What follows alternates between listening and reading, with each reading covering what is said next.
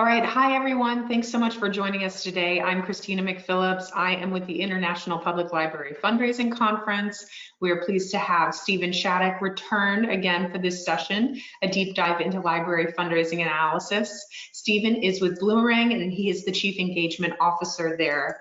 I'm going to go ahead and not do a long introduction and kind of get to the meat of everything, because when we did this before at the actual conference, we went very long. So I want to give plenty of time to the session. I want to also say, please pose your questions to us in the question box. We will answer those as we go along. And we do want to hear from you. So with that, Stephen, I'm just gonna go away and I'll only come back if there are questions. See you soon. Bye. Cool. Thanks, Christina. And thanks to all of you for hanging out for an hour of your day here. It's nice to see a full room. And it's great that we're doing this again, because I know a lot of people couldn't make the conference or didn't make the session. So this is super fun. And like Christina said, we'll ask questions along the way. No problem. We'll do them at the end, and Christina will interrupt me if there's something really pressing. No problem. But I'd love to hear from you. We love for this to be interactive. So like you heard, I'm Stephen. I'm over here at Bloomerang. And basically my job is to do this kind of stuff. I do a lot of research. I talk to customers. We do a lot of external research as well. We support external research that doesn't come from our own data set. So I've kind of pulled all those things together to just kind of give you the lay of the land of how we're doing since 2020 in terms of some key fundraising metrics that we'll go over here, and with a special kind of emphasis on libraries, because for whatever reason, there seems to be a lot of library groups that use Bloomerang. So we did a little mini analysis on that cohort of customers, which I'll be showing you here. But yeah, so like Christina said, we can dive right in and get to it. The first is, I want to kind of give you kind of a baseline of some data that was done, or some research that was done into donor retention. Donor retention is one of my favorite fundraising metrics. I think it's honestly the most important metric that a fundraising shop can be looking at, because so much kind of flows from retention metrics. You've got lifetime value, certainly revenue, dollar retention, fundraising costs as well, cost per acquisition of donors. It's a really good kind of bellwether for kind of the health of the organization in terms of fundraising. And we have some really good national data on the state of donor retention. And we say donor retention just to kind of define the term. We're talking about is the percentage of people who gave in the prior year, whether it be a full calendar year, or if you have a fiscal year that's June to July, whatever, no problem. What percentage of those people come back in the following year and give again? So they're retained from one year to the next. And there's a really cool group called the Fundraising Effectiveness Project that is looking at this on an annual basis, and has been doing so since about 2005. And if you've never heard of them, check them out, bookmark their website. There's lots of really cool free resources on the website, in addition to this retention report that comes out every year, usually late Q1, early Q2. So even though we're talking about this in July, this is still pretty recent data. And could be an interesting benchmark to compare your own organization to. But what FEP does is they actually collaborate with many of the leading donor management providers. So Neon, Donor Perfect, Bloomerang, of course, which is why I know about them. Even though we're all competitors, we actually all get along and collaborate on this project, which I think is pretty cool. It's not too often you see competitors working together on something like that. And very recently, we've started pulling in data from Giving Tuesday. They're a newer partner to the project. So FEP takes all that anonymous customer data that we send them right at the beginning of the year to look at the past year in terms of retention. So how well did all of those users of those systems do at retaining their donors from one year to the next? So this 2021 report that came out a few weeks ago is looking at the percentage of 2019 donors who came back and gave again in 2020. And you can imagine, any study of 2020 was, hotly anticipated, especially by me, because I'm kind of a nerdy guy, if you haven't surmised that already. But some really interesting things happened, and I'm curious individually, you listening, maybe how it compares, but I've also got some specific library cohort data to compare these numbers to as well. And not to spoil any things, but you all are a little bit ahead of the curve, but I'll get into that going forward here. So this is the most recent retention data that we have, according to FEP at least. And there's other folks who look at donor retention, like Target Analytics does a retention study every year. Usually the rates are very, very close. So you could corroborate this with another very similar methodology used in a retention study. But on average, so all of those organizations average together, all of their donors average together about 44% retention. So 44% of the people who gave in 2019 to those participating organizations came back again and gave to them in 2020. Now, this is regardless of donor types. This could be a $5 donor, a $5,000 donor, first-time donor. It's their first gift, their 50th gift, an event donor online. It doesn't matter. All the people kind of lumped together. And this kind of 40 to 45% range, and you'll see it in the next slide, not to get ahead of myself, but that's basically where we've been since 2005 and probably longer than that, but that was the first year of the study. Mid to low 40th percentile is about status quo for retention. So a little over half of our donors do not come back and give in the following year after making a gift in the previous year. So that's kind of interesting, but one thing that is maybe a little more compelling that FEP does is they will drill down into specific donor frequencies, particularly the first-time donor retention rate. So this is the percentage of people who gave their first gift in 2019 to one of the participating organizations in the study. What percentage of those people came back and gave a second gift in 2020? And that rate's about 19%, a little over 19%. So 8 out of 10 of our first-time donors don't come back and give a second time.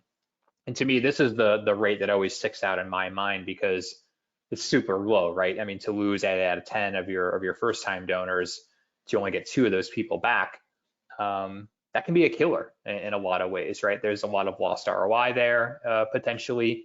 For example, if your cost to acquire that donor is higher than their gift amount, so if it costs $20 to acquire a $10 donor, you've got negative ROI. You need that second gift to get back into positive territory. And I know it's really hard to assign a specific cost to acquire one individual donor, but just as an example, that second gift in a lot of ways is more important than the first, because you can see what happens to the retention rates. If you get a second gift, you get a repeat donation, almost triples to about 60%.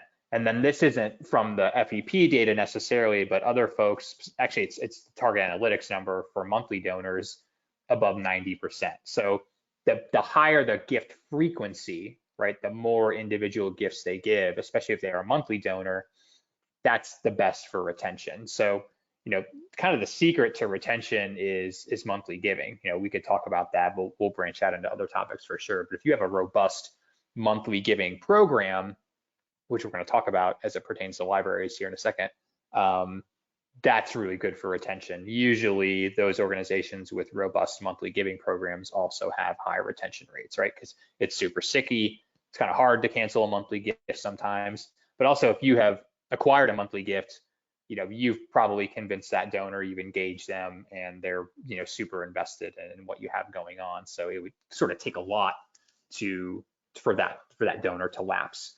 But that's where we're at. So about 40 to 45% on the average side, 20% new retention, first-time retention, and about 60%. So what we're going to talk about is how can we move across, kind of move from left to right on the spectrum and improve those retention rates. And like I said before, that average rate, really hasn't changed that much. It went down from 2019 to 2020 for sure. It didn't crater, it wasn't like a total collapse of the fundraising retention system by any means, which was kind of heartening to see, at least for me, because 2020 was such a crappy year. You don't need to hear that from me.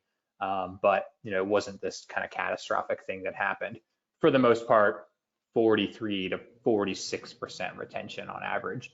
I show this because, for one, it's not something that is really getting better or worse, but I kind of view it as an opportunity, right? Most organizations, perhaps they accept it, maybe they don't even know what their rate is, so it's kind of out of sight, out of mind.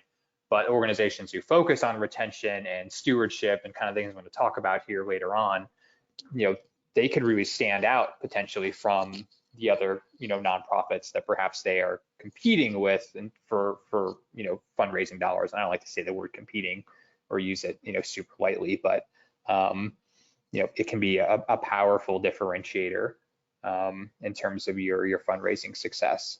Now, what surprised us about the FEP report is there were a lot of good things that happened. So we did have those drops in retention, a couple percentage points. It wasn't, too big of a deal, but there were a lot of really interesting and positive things that happened in 2020. And this slide in particular is where I'm sort of just anecdotally interested in maybe how you all compare individually. Did 2020, did you also experience these types of increases on these metrics? But we'll go through them. For one, there were more donors, period, making donations to these organizations than there were in 2019. So there were 7% more individuals making donations, which is great, right? You think of 2020, a hard financial year, obviously the pandemic, the economy, a very contentious election cycle for sure.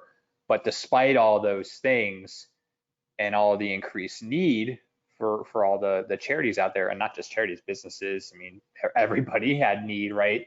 Still, those people stepped up. About 11% increase in donations. So not necessarily dollars raised, although the Giving USA report did report an increase in dollars, but the amount of individual donations was up by about 11%.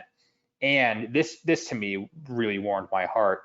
New donors, really big increase, about 19% increase on brand new people giving their first gift in 2020 to these organizations. They had never given to them before, probably had given a gift in their life, right, somewhere else, but to these organizations, they sort of joined the philanthropic arena. So again, despite all the need, despite all the strife and struggle that we went through, people stepped up. And I would be curious to see if maybe you experienced that as well in your own organizations. And then lastly, this is kind of cool. This is the recapture rate. This is the percentage of people who made a gift in 2018, skipped 19 or missed it. They lapsed, right, quote unquote, but then came back again and gave in 2020. Really big jump there, almost 14% increase in the recapture rate. And that recapture rate is typically single digits, 4 or 5, only about 4 or 5% of people historically, according to the FEP report, prior to 2020 would have come back after skipping a year. So for it to jump from 4 or 5% to almost 20% recapture rate, really significant. So a lot of theories on that.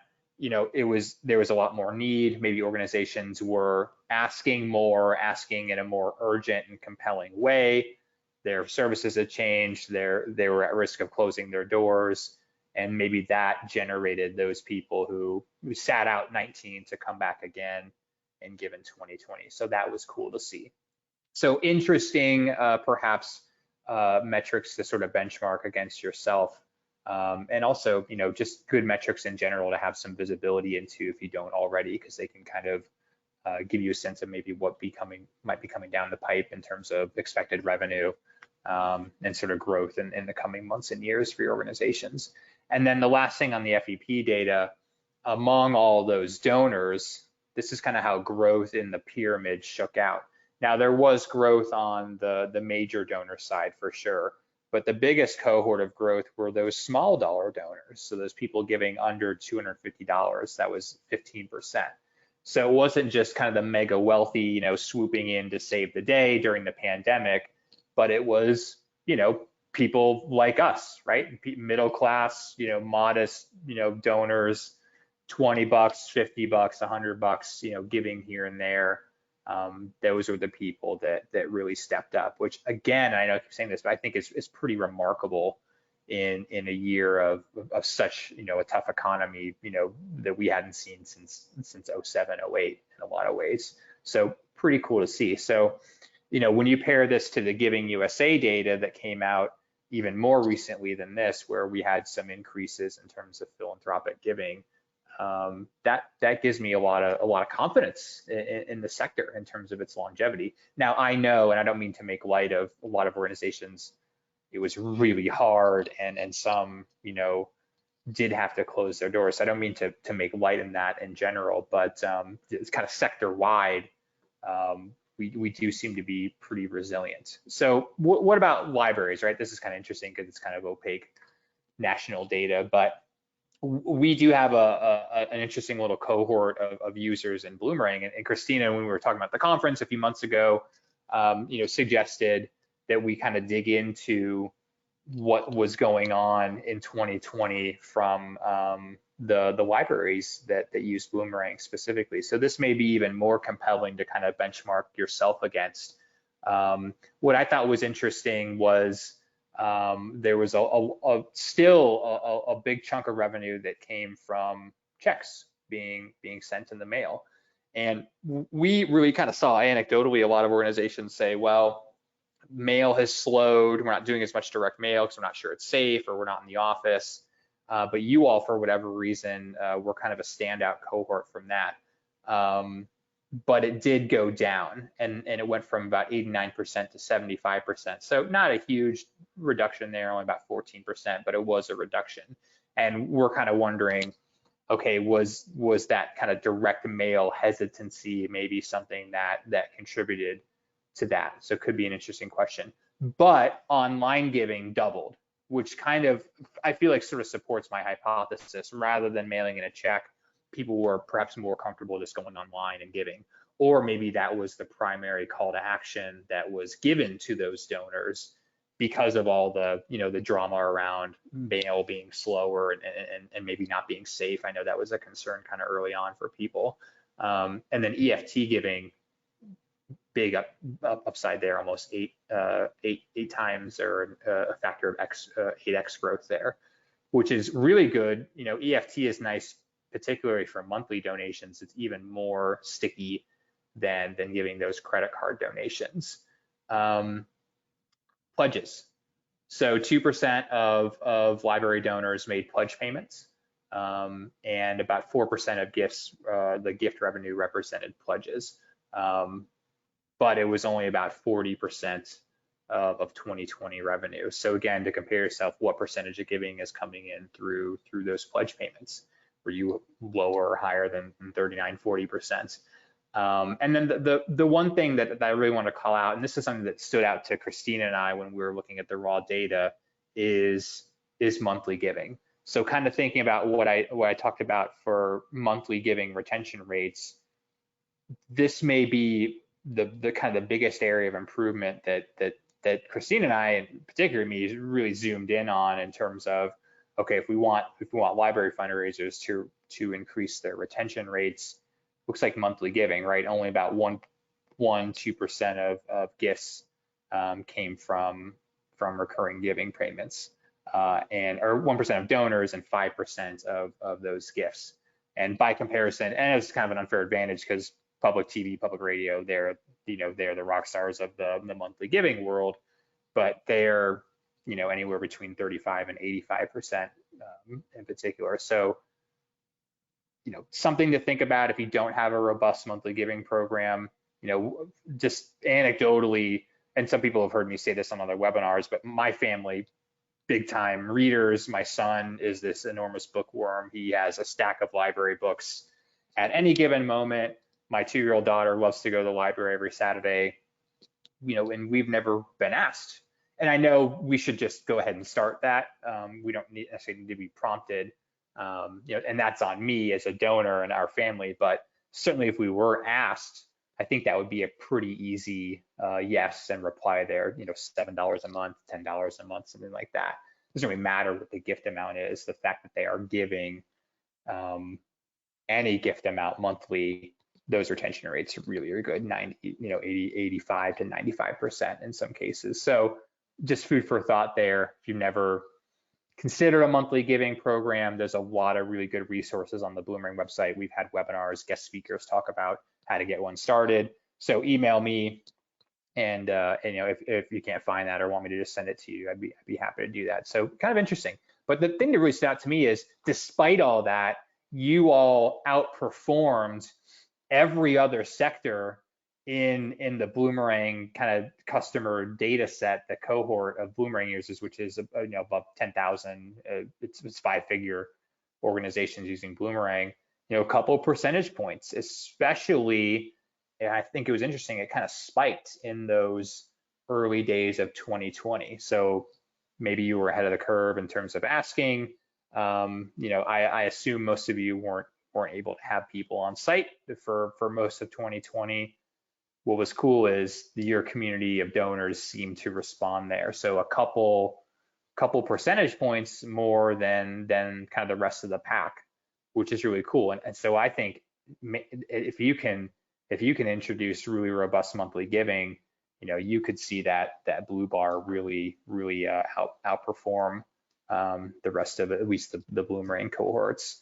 And by and large, there is some interesting kind of, I guess, bifurcation of retention rates by sector or by cause type. I think that in terms of this FEP designation, you all are in that kind of that education bar, and I know that's not quite, you may bristle at that because it's not quite a really good description of what you do, but some organizations really have a harder time with retention than others. So when you compare this as just kind of a benchmark of the fact that there are differences with the fact that you, at least among Bloomerang customers, seem to be outperforming them, I'd receive that pretty positively, because you have some cool things going on. So that surprised me a lot. I didn't expect to see that necessarily, but again, just kind of a benchmark to compare yourself to. So that was a lot of math and a lot of stats, and it's kind of like, okay, what does it really matter? Who cares what our retention rate is? Like, what happens there? Well, a lot of cool things.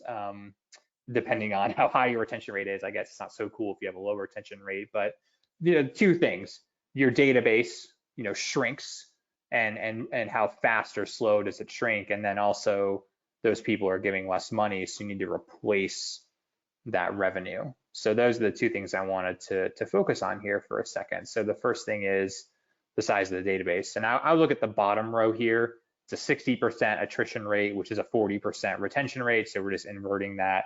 So it's a little lower than the national average, and you all tend to be closer to 50%. But you can see, how quickly your database starts to kind of evaporate. Not to put it too dramatically, but it's kind of what happens, right? You got 1,000 people in your Bloomerang or your Excel or Razor's Edge or whatever you're using. 40% retention rate, you're down to 400 donors, and then 3, 4, 5 years, basically all of those donors are gone, and you've got to replace. You've got to, get back to even. Every 5 years. Every 5 years, you kind of have to start over at about a 40% retention rate. But you can see if you have a 60% retention rate, even an 80%, which is maybe a little bit out of reach for most people. 80 is really high. Like, I don't really see that very often, and it's not a very good aspiration.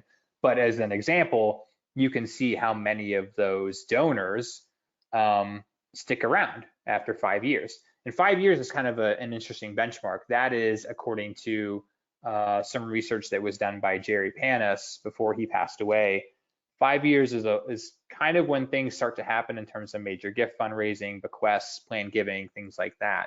So just as an aside, if maybe those are things you struggle with, kind of major gifts, planned giving, I think it's because of retention, right? You need people in the database giving to you for a significant amount of time before they can really warm up to the prospect of that more significant giving, especially towards end of life.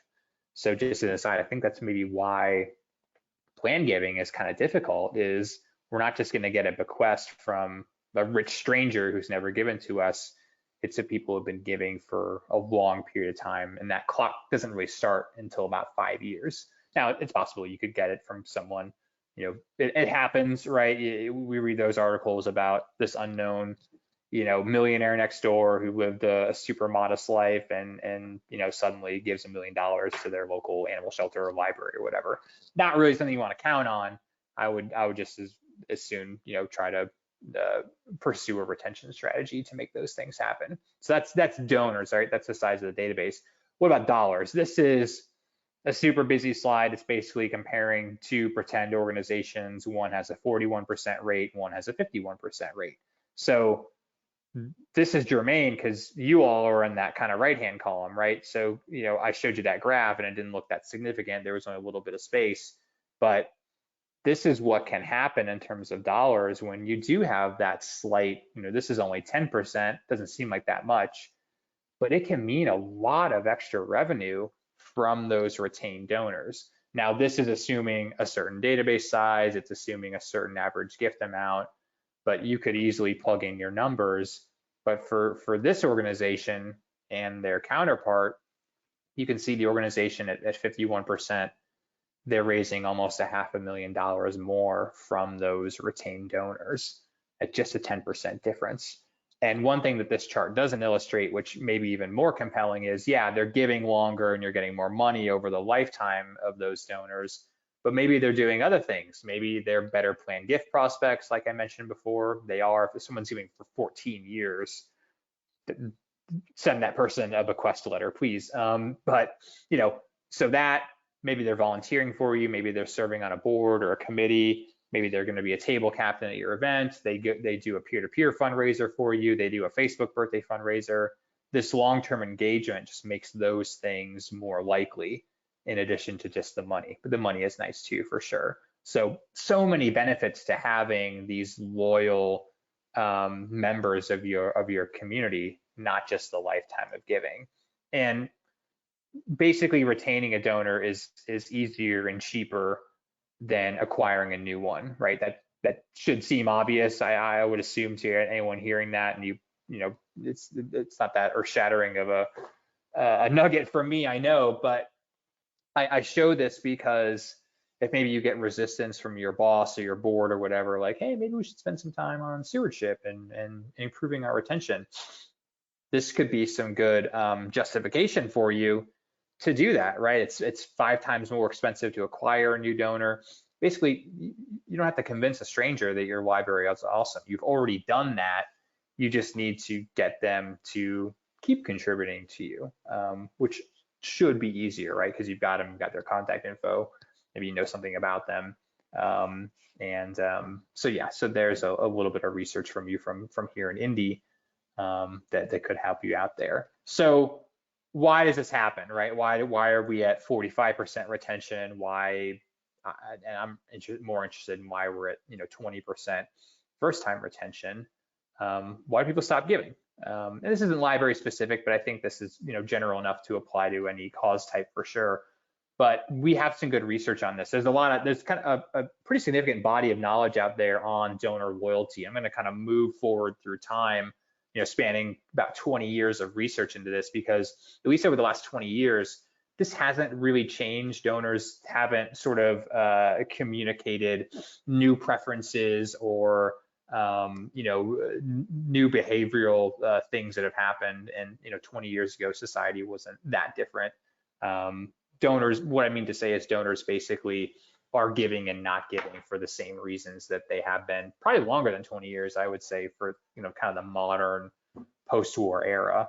But Adrian Sargent, who you saw on a couple slides before on that acquisition costs and timing research, that was just one piece of many examples of donor loyalty research that he has done, in addition to this study, which you can read the full report on the link down below if you want later on, because it goes way deeper than I'm just going to in one slide here. But he did a study back in 2001 where he surveyed a large list of lapsed donors that had been giving to about 10 really large nonprofits here in the US, and basically asked them one simple question: why did you stop giving? You were giving these organizations prior and you stopped giving. What happened? And enough of them responded for a kind of statistically significant study here. But these were the main reasons that those lapsed donors gave for why they stopped giving. And I know they don't all add up to 100% because the respondents could say multiple answers. They sort of combine similar responses into kind of generic categories here. And then the other thing I'll say about this is there's a lot of items on here that are not controllable by us, right? 16% of the donors had passed away, but a little over half said that they were going through some financial difficulties and could no longer contribute. And by the way, that's always the main answer. That's always the most, the highest rated answer there in these types of studies. I think it's kind of a common thing you would say if maybe you were confronted about your charitable giving, right? Oh, I can no longer afford it, but neither here or there, we can't do much about it. But the rest of them, especially the top four, pretty perhaps something that we could mitigate right through our communications efforts. 5% said that they thought the organization no longer needed them. So maybe the organization stopped asking for money, maybe the appeals weren't compelling or emotional, or they didn't resonate with the recipient in some way, so they stopped giving. 8%, and this is a concept we'll talk about a couple more times before the hour is up, is they wanted to know, hey, how was that donation used? You know, how did that manifest in your services and your work? So communicating that impact back to donors is really critical, and it's honestly one of the best things you can do in terms of retention and donor communications, is tell people, hey, you know, this is the, and I'm not super, I'm going to show my ignorance in your world, but you know, this is the literacy rate in our community that's improving because of our work. You know, these are the classes that we're having. You know, these are the awesome things that the library is doing for the community. And it's all because of you, the donor. So communicating those things on an ongoing basis, really helpful for retention, because donors kind of see their gift as an investment in that mission. They want to know what the return on that investment truly is. Now, I'm not talking about super strict and specific like fund designation or anything like that. Like we specifically spent your $20 on, you know, 2% of our electricity bill, like not that kind of thing, but generic yet relevant stories, right, of what your organization does. Really, really good. And if that happens, I would bet that memory of supporting would have improved, especially if you are thanking donors, right? 13% never got thanked, no thank you at all. You know, and people like me are always talking about fast thank yous and personal thank yous and phone calls and all this stuff, but the bar is even lower here, folks. No thank you at all. So thinking about that 10% difference slide I showed you there, you know, imagine 13% just because we're thanking donors. And occasionally I've given this presentation and someone would chat in or raise their hand and said, yeah, our board doesn't let us acknowledge gifts under a certain dollar amount. And I think that is just a killer in terms of a strategy in a bad way. You never know what that gift might mean to someone. Maybe you kind of, you know, think $5 is insignificant, but that could be a lot of money to that donor. So kind of not judging donors based on their gift amount, especially when it comes to, you know, withholding thank yous. So you add up those top four, you know, that's 30-40%, which you're not going to get all 30-40%. But if you're talking about, can we improve retention 5% or 10%, those are the places I would start. You know, what's the gift acknowledgement process look like? What is the storytelling? Is it there? Are we communicating those outcomes and that output enough? And that alone, I think you can probably shave off, you know, a pretty decent improvement in retention by just focusing on those things. That's kind of how I define the stewardship: the thanking, the reporting, how you are asking, not just that you are asking. I'll give you some asking tips here in a second, but you know, is it in a way that communicates the need, makes the donor feel like they are truly needed, and you can go overboard here for sure. I mean, there's a lot of really smart people talking about, you know, the dangers of putting too much emphasis on the donor, right? And those are, I believe that exists for sure. We're not talking about, you know, donor dominance or throwing a party or rolling out the red carpet for everybody.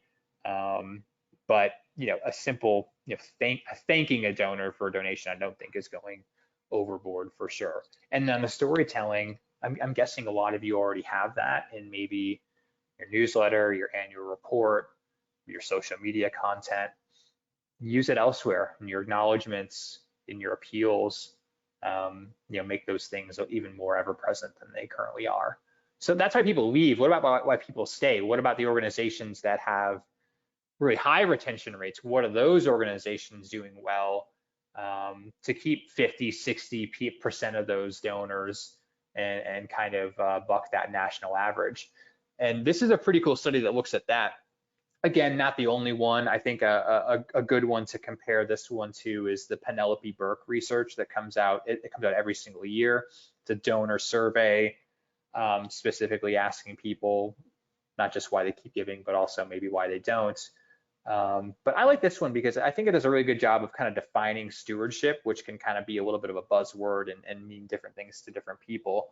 But what Donor Voice did in this study is they asked a cohort of donors why they keep giving to these organizations. What are they doing well? What's resonating with you? And these were the top 7 reasons why those donors acknowledge why they keep giving and what these organizations are doing well to keep them around. And it's always compelling for me to look at this because it's almost the exact same side or the exact opposite side of the coin of that Adrian Sargent study, right? You could kind of put them side by side and it's just the inverse of all those answers. Number one, the donor thinks you're effective. So if you're doing that storytelling piece, right, if you're communicating all of the great things your services are providing in your programs, they're going to feel like you're effective. And I know all of you listening are effective. I don't think that's not the concern. It's, are you communicating that back to the donor?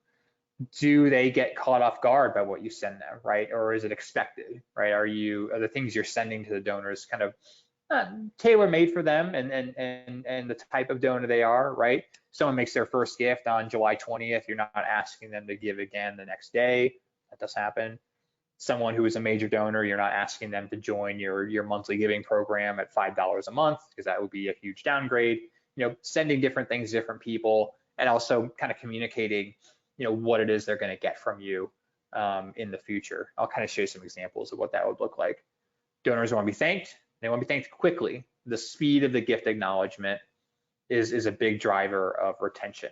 And I'll kind of define what I consider speedy or timely based on some other research we did that sought to kind of tease out the meaning of that number 3 point there.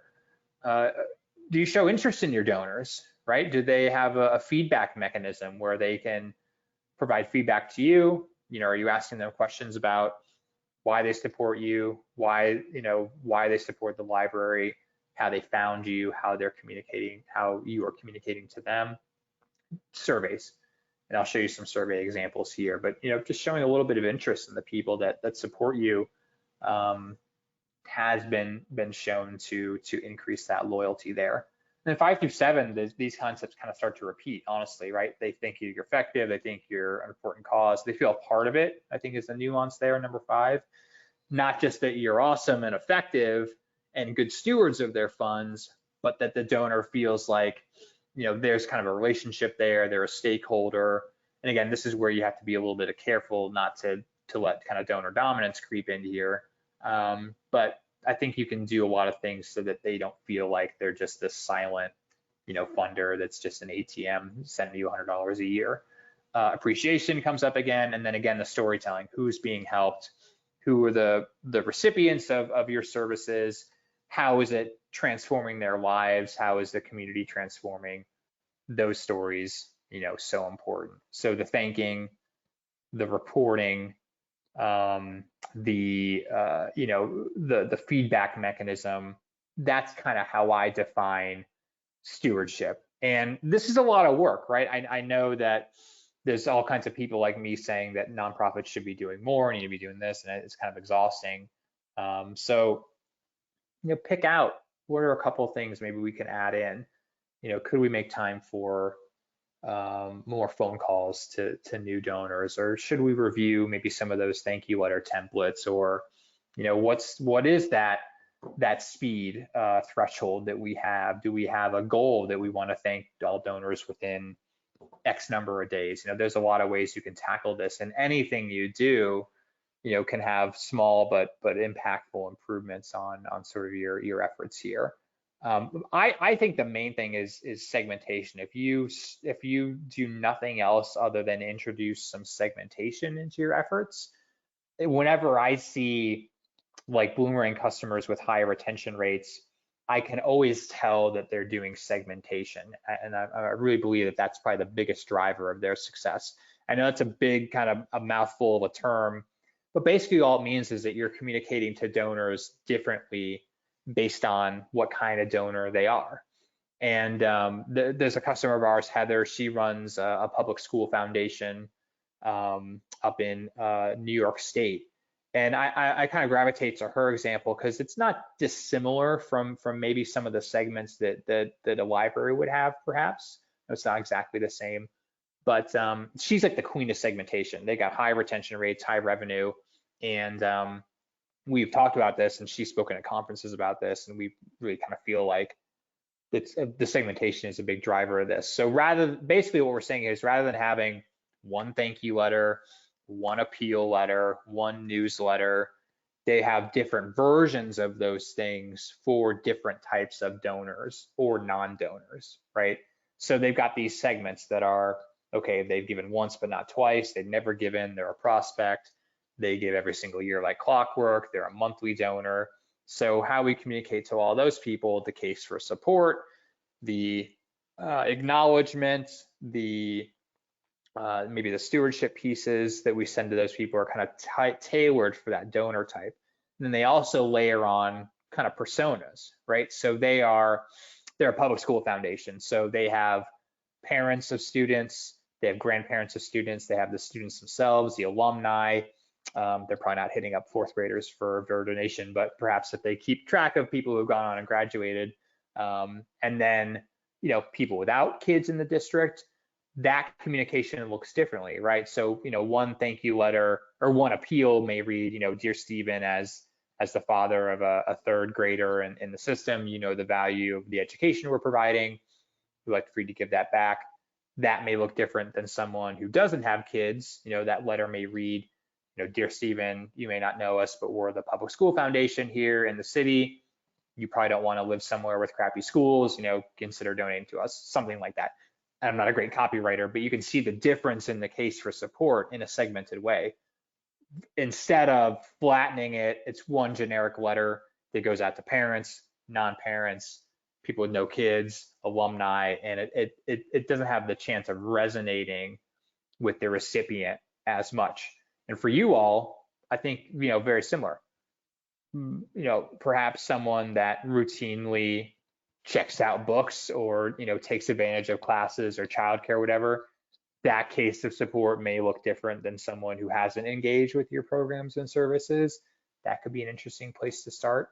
And then certainly the frequency of gifts, thanks for your first gift versus thanks for being a monthly donor versus, hey, thanks for giving to us for so many years, you're awesome. Basically all we're doing is kind of telling the donor what kind of donor they are. It's really all that you have to do as kind of a minimum threshold. But that can be really powerful in making that donor feel like, or that prospect feel like they know me. This is something that seems to be tailored to me and sort of contextualized. And we saw this a lot in 2020. There were a lot of organizations that were sort of employing this strategy in the midst of the pandemic and having a lot of success with it. This is an animal shelter up near Portland, Oregon that uses Bloomerang. They had a really successful email appeal go out. It was one email and it raised like 30 grand, like that. But rather than sending one version to everyone in Bloomerang, they split it out into 3 different segments of people. So they had lapsed donors, people who hadn't given in a while. They had recent active donors. So they had given recently and then the shelter was kind of coming back somewhat quickly and asking them to give again. And then they had monthly donors. So people already giving on a schedule. Again, hey, we know you're giving, but we have this urgent need. Would you be willing to give an extra gift or upgrade? you're giving. And we didn't, or they didn't A/B test it, but me and the fundraiser, Sarah, feel pretty confident that if it was flattened into kind of a generic appeal, it may have alienated those recent donors, right? It's like, oh, I just gave. Don't they know I just gave? Like they're already asking me for money. Or the monthly donors in a similar way, like I'm already a monthly donor. Why are you asking me? I'm already giving. Like, don't you know that? But when it addresses those things like, hey, we know you're a monthly donor, you're awesome, you're keeping the lights on, but would you be willing to pitch in a little extra in this time as a crisis? Which happened. They got one-time gifts from monthly donors, they got some upgrades, they brought some lapsed donors back because it kind of reads like, we miss you and we have these things going on. So at any time, this is a really good strategy for retention, because if nothing else, it kind of prevents you from maybe alienating some of these supporters. But in times of crisis, especially when maybe people are getting a high volume of appeals that maybe they're not accustomed to, or have a lot of choices in who to support, really good strategy in general. So segmentation, and then in terms of segments, I always zero in on that first time cohort, just because that retention rate is so low. In fact, that's been falling pretty consistently over the last 5 years. It was like 25% in 2015 or 16. So for whatever reason, that seems to be a problem that's getting worse. So if you're thinking, geez, this sounds like a lot of work, there could be a lot of segments, if nothing else, I would zero in on the first time donors, the people who have made their first gift but not a second gift. And we looked at customers that had a pretty decent, or I guess higher than average, first time donor retention rate. And we kind of looked at maybe what they're doing in terms of communications and stewardship. And we kind of put this plan together because it was kind of a generalization of what we saw. But the speed, thanking the donor multiple times within the second day or the fifth day of the gift, surveys, because they're a new donor, we don't necessarily know them, they may not know much about us, so let's get to know them a little bit more. And a tour invitation, come by the library, kind of see what we're all about. If you've never been in, we just had renovations or we just opened our doors since COVID, come see what we got going on. We got a class, we got a concert happening, get them on site, especially for a first time donor, because if they see the awesome things you do in person, they may have kind of an understanding of what you do, but you can't beat in person. Plus you might chit chat with them, talk to them a little bit and kind of find out about them that you can kind of use in your communications going forward. But that phone call, it's not an accident that's kind of the first thing you see there. We looked at our customers who were calling brand new donors versus the ones who weren't. And we found that there was a significant increase in retention rates among first-time donors who got a thank you phone call, especially if they got more than one thank you phone call within the first 90 days. So from 33% to almost 60% retention, which if you got 60% retention on the first-time side, you're in business. I mean, that's basically the average repeat rate. So that's really good. I honestly, calling brand new donors may be like the highest ROI activity that I have seen in terms of stewardship activities. This is if you get a phone number. Now, we're not recommending that you go and try to find somebody's phone number who donated, who didn't give it to you. If they gave it to you, especially if it was not required, right? If they go online to your website and there's a phone number field, but it's not required and they still give it to you, and it's a first-time donor, I would call that person. It's almost an invitation. And voicemails are just as good. This does not differentiate between live pickups and voicemails. Just if a phone call was logged or recorded as having been made in the database. So I would imagine most of these went to voicemails just because of how we are modern people right now. Unknown number, it's on the phone directory or whatever. So quick, hey Steven, thanks for your donation. Notice it was your first gift. So happy to have you join the family, the library family here. If you ever have any questions, I'd love to answer them for you. Don't hesitate to reach out. Boom, that's it. And farm it out to your board members. Even other volunteers are good too. But it wasn't just the retention rates. The other cool things, the second gift among those people who did give a second gift came in faster than people who did give a second gift but did not receive a phone call. Almost, under 2 months versus almost like 3/4 of a year among those people who did give again but didn't get a phone call. And the average gift amount was higher, about doubled from $50 to $100 on that second gift. So many benefits. Carve out a half hour on Friday, right? Maybe close to the lunch hour.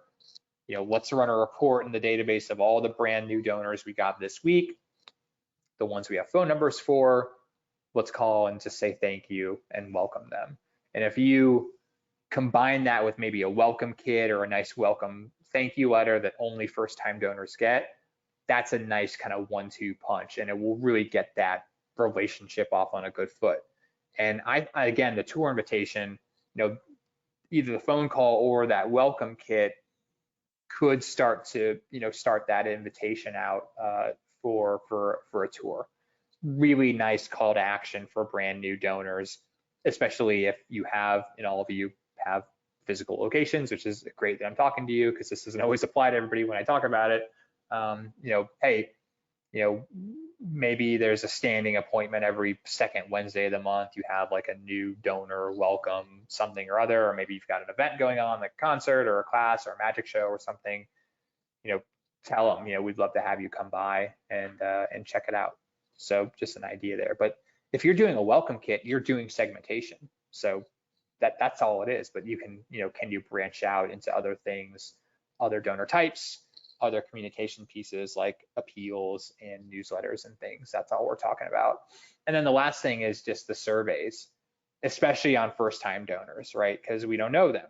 We don't know how they found out about the library necessarily. Maybe they're new in town. Maybe they've always came and checked out books or audio books, but they felt the need to give back finally. Find it out. It was the number 4 thing in this donor loyalty study. Even if they don't respond to the survey, just getting the survey, just being asked and having that nonprofit show interest is a nice positive signal for the donor to receive. But the answers that you get are going to be really invaluable, right? You're going to learn something about the donor. Maybe you can use it in your subsequent communications. Maybe they'll make you aware of something that they don't like about what you do that you can correct if you think other people are sharing that feedback. Don't want to have knee-jerk reactions to every bit of feedback. I'm not saying that, but are we thanking you well enough? Are we telling you the right stories? Are we communicating well? How are we doing? Was it easy to donate? There's lots of things that you can kind of get their take on in terms of how you are doing, in addition to who they are as a donor. Why are they passionate about literacy, public education, whatever topic, you kind of hang your hat on. It's like, oh yeah, we've been coming to the library for years with my kids and never donated and thought I should do that. Great. That's good information, because now they have kids. Maybe you could start to invite them to some of the children's activities that you have specifically. It can really start to guide your efforts there, all that intelligence you get back. So, compare yourself to those benchmarks. Email me later on. I'd love to know maybe if your 2020 looks similar, or maybe did in some areas but not others. And then for the stewardship, segmentation, the storytelling, the things we've been talking about, and maybe having kind of a written plan for all those segments. And I think the first time donors are really good low-hanging fruit. And just feel that plan I put in the slides. So we'll get you the slides, but you could kind of use that as a template or as a jumping off point, because the second gift strategy is I think just as important, if not more so, than your acquisition strategy, especially if maybe you're losing money on that acquisition, or those acquisition efforts. Surveys, maybe dip your toes in those waters, and that's segmented too. You have a first-time donor survey, maybe you have a monthly donor survey, maybe you have a member survey. There's segment that, because you don't want to ask questions of someone that maybe they think you already know the answers to, or maybe you already know the answers to, and you can ask different questions that are relevant to each of those segments there. And the stewardship is everything. Think maybe one reason why new donors don't return is they get solicited too quickly, right? You give on the 20th and then you get the summer appeal a couple days later, and like, gee, I haven't even been thanked. So, that's why that communication plan is so good, is you can make sure they get things, when they're ready, or they get things before an appeal, because they aren't ready for that appeal yet. They're too new and they haven't been communicated to.